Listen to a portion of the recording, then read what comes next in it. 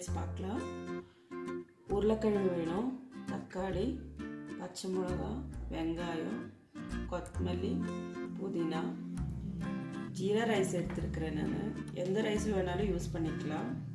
மிளகா பொடி, மஞ்சள் பொடி, அப்புறம் இஞ்சி பூண்டு பேஸ்ட்டு, பட்டை லவங்கம் எல்லாம் சேர்த்து அப்புறம் பிரியாணி இலையும் கஸ்தூரி மேத்தியும்.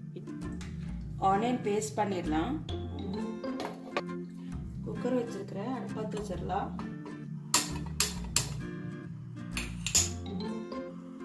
இப்போ எண்ணெய் ஊற்றிடலாம்.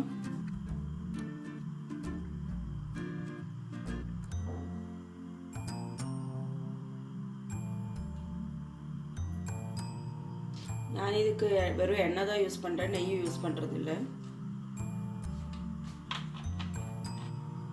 இப்போது பட்டையெல்லாம் போட்டுடலாம். பட்டையும் சக்கையெல்லாம் சாரெல்லாம் போட்டுடலாம்.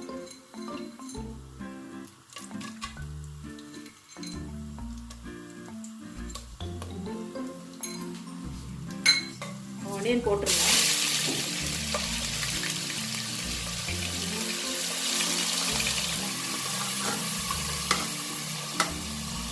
தக்காளி பேஸ்ட் பண்ணிடலாம்.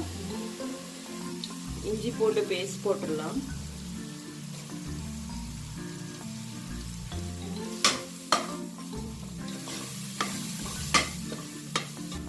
தக்காளி ஆக்கிடலாம். பேஸ்ட் பண்ணிருக்கிறேன், போட்டுடலாம்.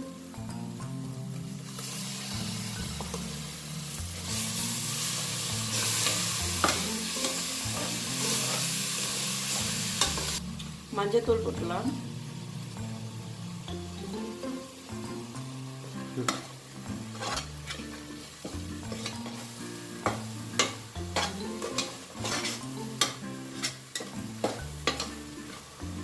மிளகாத்தூள் போட்டுடலாம்.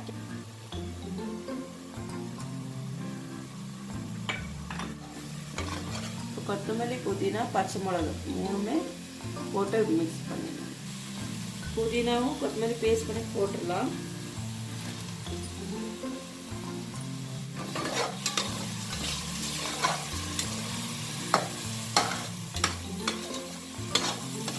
உருளைக்கிழங்கு போட்டுடலாம்.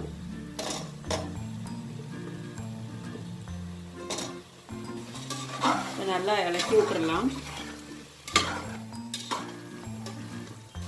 இப்போ அரிசி போட்டுடலாம். நான் அரிசி ஊறணும் வைக்கல, அப்படியே தான் டைரெக்டாக தான் வாஷ் பண்ணிவிட்டு அப்படியே போட்டுட்ருக்குறேன்.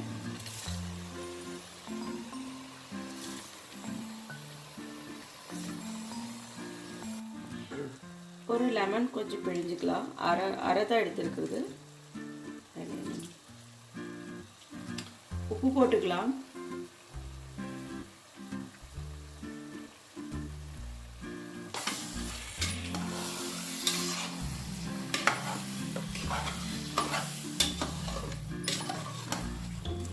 இப்போ தண்ணி ஊற்றிடுறேன்.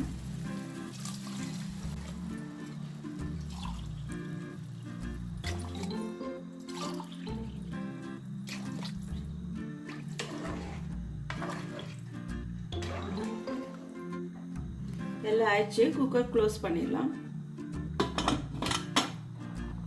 இது ஒரு விசில் வந்தால் போதும். ஒரு விசில் வந்து ஆஃப் பண்ணிடலாம். இப்போ ஆயிடுச்சு பாருங்க. இப்போ கொத்தமல்லி, புதினாவை போட்டுடலாம். இது மேலே